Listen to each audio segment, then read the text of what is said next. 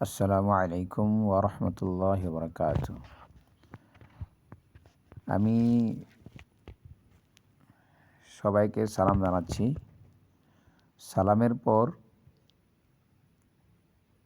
তারপরে screen recording সহযোগিতায় আপনাদেরকে আমি একটি বাংলা হাদিস সফটওয়্যার সম্পর্কে, যেটা আমরা কেউ জানি বা কেউ জানি না। এটা আপনি প্লে স্টোরে যাওয়ার পরে এই সফটওয়্যারটা পাবেন। পাওয়ার পরে আপনি যখন ওপেন করবেন তখন পেজটা এরকমভাবে আসবে।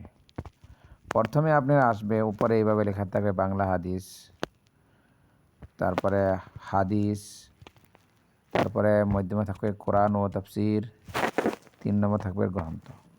তাহলে আপনি যদি হাদিস দেখতে চান এখানে যাবেন ফার্স্টে। তখন হাদিস যখন দেখবেন আপনি দেখবেন এইভাবে থাকবে সহিহ বুখারী, তারপরে তাওহীদ পাবলিকেশন থেকে এটা বের হয়েছে, তারপর সহিহ বুখারী ইসলামিক ফাউন্ডেশন থেকে বের হয়েছে, তারপরে মুখতাসার সহিহ আল বুখারী, এইভাবে সহিহ মুসলিম হাদিস একাডেমি থেকে বের হয়েছে, তারপরে সহিহ মুসলিম ইসলামিক ফাউন্ডেশন থেকে প্রকাশিত হয়েছে। এইভাবে আপনি সমস্ত কিতাব আপনি পেয়ে যাবেন। খুবই লাভদায়ক হবে, আপনি সহজভাবে আপনি পড়তে পারেন। নাহলে তো আমরা তো কেউ কিতাব দেয়, পিডিএফ ফাইল দেয়, লিঙ্ক দেই, আমরা পড়তে সময় পাই না বা ডাউনলোড হচ্ছে না, এরকম আমরা উজুর দেখাই। তাহলে আমরা সহজভাবে আমরা কীভাবে পড়ব, সহজ পদ্ধতিতে এটা ভালোভাবে এটা সফটওয়্যারটা উপলব্ধ হয়েছে। সফটওয়্যারটা আপনি প্লে স্টোরে পেয়ে যাবেন, কোনো সমস্যা নেই। তারপরে আপনি দেখেন সমস্ত কিতাব পেয়ে যাবেন। সুনান আবু দাউদ, সুনান আত-তিরমিজি, সুনান আত-তিরমিজি ইসলামিক ফাউন্ডেশন থেকে প্রকাশিত হয়েছে। সহিহ শামিলাই তিরমিজি, সুনানে নেসাই, তারপর ইসলামিক ফাউন্ডেশন থেকে বের হয়েছে। তারপরে রিয়াজুস সালিহিন, সুনান ইবনু মাজাহ, মিশকাতুল মাসাবিহ, সহিহ ইবনু হিব্বান, তারপরে আত-তারগিব, সুনান আদ-দারমি, আল-লুলু আল-মারজান, হাদিস সম্বার, বুলগুল মারাম, আল-আদবুল মুফরাদ,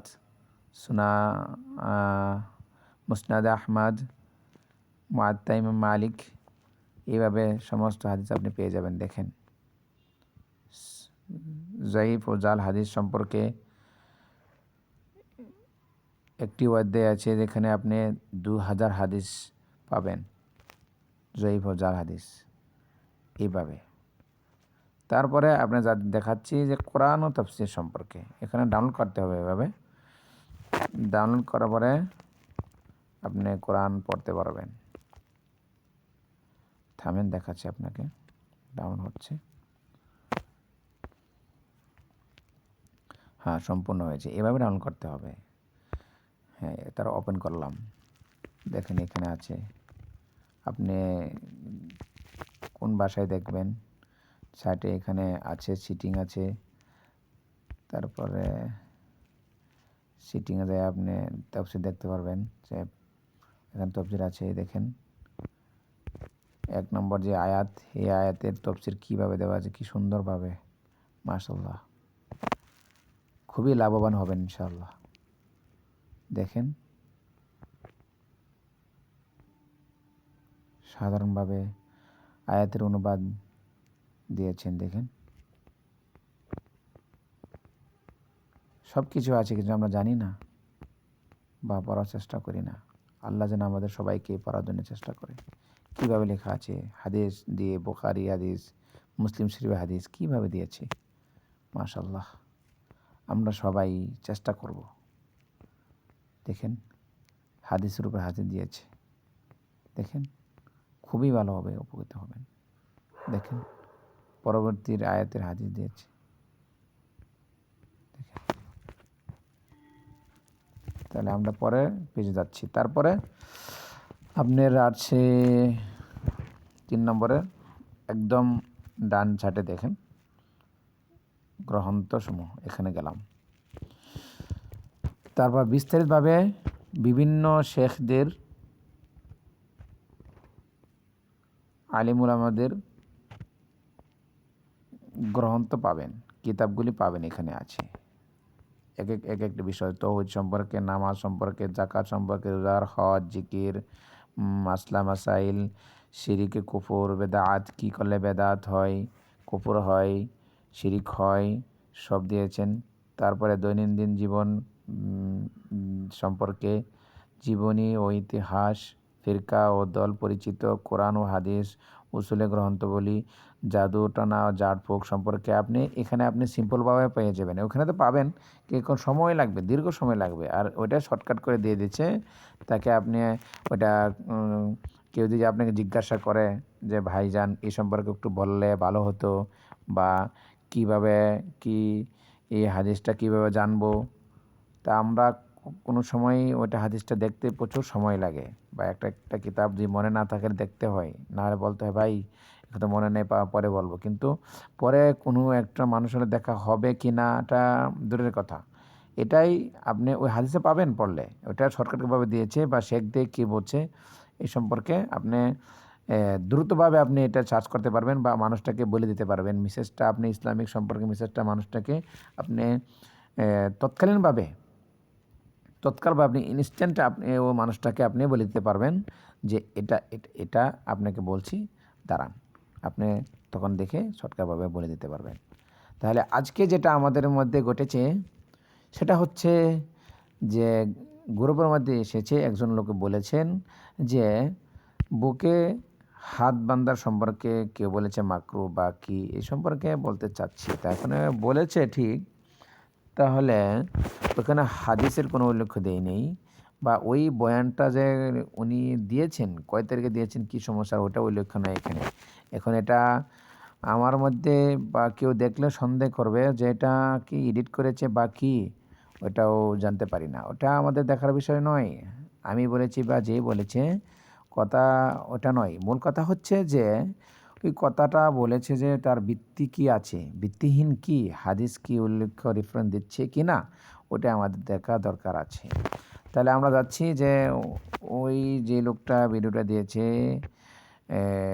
উনি বলছেন যে এরকম, আমি বলেছিলাম যে নাসিরুদ্দিন আলবানী একটা কিতাব দিয়েছিলাম, উনি বলছে পাচ্ছে না। ঠিক আছে, তাহলে আজকে আমি আপনাকে আমি সম্পূর্ণভাবে আমি দেখাচ্ছি যে এখানে দেখেন সালাদ সম্পর্কে আমি সিলেক্ট করেছিলাম, তারপরে শেখদের কিতাব আছে, মোহাম্মদ ইবনে সালে আল হুসাইমিন জানাজার বিধিবিধান সম্পর্কে লিখেছেন, এরকমভাবে শর্টকাটভাবে উনি এই সফটওয়্যারভাবে বলে দিচ্ছেন। বলছেন যে নাসিরুদ্দিন আলবানীর সম্পর্কে যে কিতাবটা আছে, যে নবী সাল্লাল্লাহু আলাইহি ওয়াসাল্লামের সালাত সম্পাদনের পদ্ধতি, উনি কীভাবে সালাত আদায় করতেন নবী করিম সাল্লাল্লাহু আলাইহি ওয়াসাল্লাম, ওই সম্পর্কে উনি বলেছেন। নাসিরুদ্দিন আলবানী রাহিমাহুল্লাহ যে কিতাবটি লিখেছেন, এখানে দেখতে পারলাম যে 4টি অধ্যায় আছে। তাহলে আমরা যাচ্ছি, প্রথমে আছে ভূমিকা, তারপর হচ্ছে গ্রন্থ প্রণয়নের কারণ, তারপর হচ্ছে 3 নম্বর কিতাবটির সংকলন পদ্ধতি, তারপরে আমরা যাচ্ছি সালাত বিষয়ে বিস্তারিত। তাহলে আমাদের মধ্যে যেটা বিষয় চলছে সেটা হচ্ছে সালাত সম্পর্কে। তাহলে আমরা দেখব, যাচ্ছি,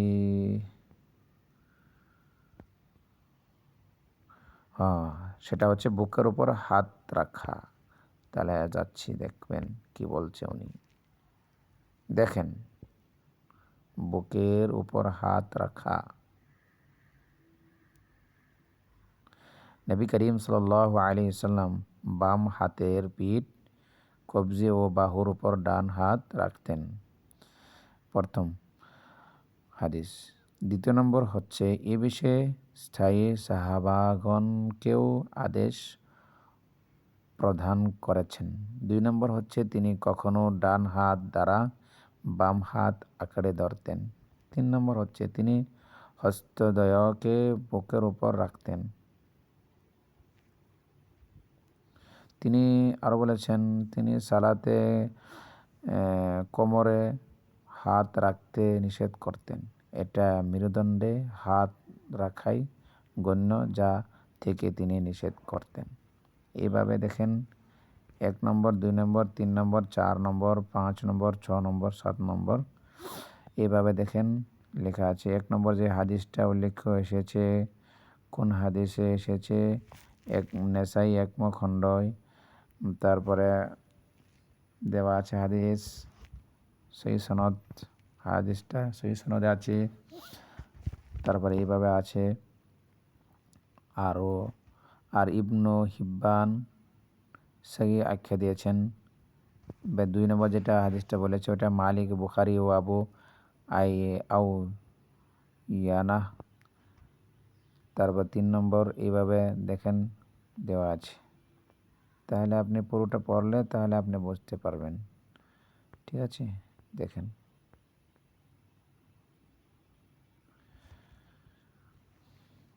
দেখেন আহকামুল জানাইজ কিতাবের 118 পৃষ্ঠায় বিস্তারিত আলোচনা করছি। জ্ঞাতব্য বুকের উপর হাত রাখাটাই সহি হাদিস দ্বারা সাব্যস্ত। ইয়া ছাড়া অন্য কোথাও রাখার হাদিস হয় দুর্বল আর না হয় ভিত্তিহীন। এই সুন্নতের উপর ইমাম ইসহাক বিন রাহবিয়া আমল করেছেন। দেখছেন? যেটাই হোক আপনারা দেখার চেষ্টা করবেন। সহি, জয়ীফ, জাল কি আছে পড়লে বুঝতে পারবেন। তার দেখবেন ইনশাআল্লাহ। আমি এখান থেকে শেষ করলাম। তাহলে সবাই দেখা এবং পড়ার চেষ্টা করবেন ইনশাআল্লাহ। আসসালামু আলাইকুম। আর যদি কোনো ভুল বৃত্তি হয়ে থাকে তাহলে মাফ করে দিবেন। আমি আল্লাহর কাছে ক্ষমা চাচ্ছি। আল্লাহ যদি কোনো ভুল বৃত্তি হয়ে থাকে তাহলে মাফ করে দিবেন। এটা আমার কিছু বলার নেই। যিনি লিখেছেন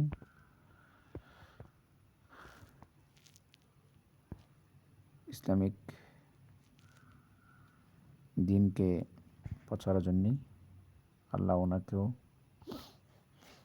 জান্নাতবাসী করুক, দোয়া করি। আল্লাহুম্মা আমিন। আসসালামু আলাইকুম ওয়া রাহমাতুল্লাহি ওয়া বারাকাতুহু।